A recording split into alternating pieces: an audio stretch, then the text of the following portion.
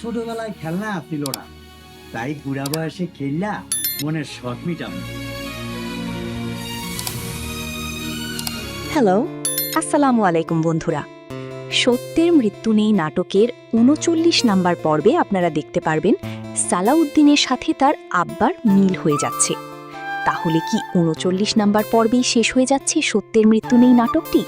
তাহলে কি হবে সম্পূর্ণটা জানতে পারবেন আজকের এই ভিডিওতে। তাই আজকের ভিডিওটা একদম স্কিপ করে না, স্কিপ করলে জানতে পারবে না এইখানে কি সত্যের মৃত্যু নেই নাটকটি শেষ হয়ে যাবে, অর্থাৎ আমিনা এবার মা হবে। অবশেষে সালাউদ্দিনের বাবা এই খবরটা শুনে অনেক খুশি হবে। অর্থাৎ পরবর্তীতে বাড়ি আসার সময় তারা এবার হাতে করে খেলনা কিনে নিয়ে আসবে। এবং এই খেলনা কিনে নিয়ে আসা দেখে সালাউদ্দিনের সৎ মা জিজ্ঞাসা করবে সালাউদ্দিনের আব্বার কাছে যেন কি করতে এই খেলনাগুলো নিয়ে এসেছে। পরবর্তীতে সালাউদ্দিনের আব্বা জবাব দেবে যে আমি নিজেই খেলবো বলে এগুলো কিনে আনছি। সে আসলে সালাউদ্দিনের সন্তানের জন্য কিনে নিয়ে আসছে খেলনাগুলো।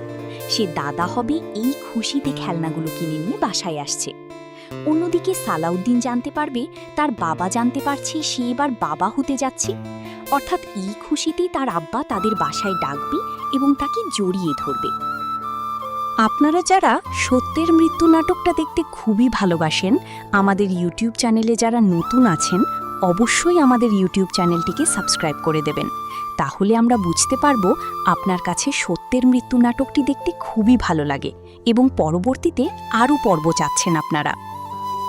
সত্যের মৃত্যু নেই নাটকের ৩৮ নম্বর পর্বে আপনারা অলরেডি দেখে ফেলছেন আমিনা মা হতে যাচ্ছে। এটা পুরো পরিবার জানছে। অন্যদিকে সালাউদ্দিনের আব্বা এখনও জানতে পারেনি। আমরা ৩৯ নম্বর পর্বে দেখতে পারব সালাউদ্দিনের আব্বা জানতে পারবে মসজিদ থেকে যে সালাউদ্দিন এবার বাবা হতে যাচ্ছে। ৩৯ নম্বর পর্বে আমরা আরও দেখতে পারব সালাউদ্দিনের নামে জমি সবকিছু মিমের নামে লিখে দিয়েছে। অর্থাৎ পরবর্তীতে সালাউদ্দিন যখন বুদ্ধিশুদ্ধি হবে সেখন ফেরত নিতে পারে।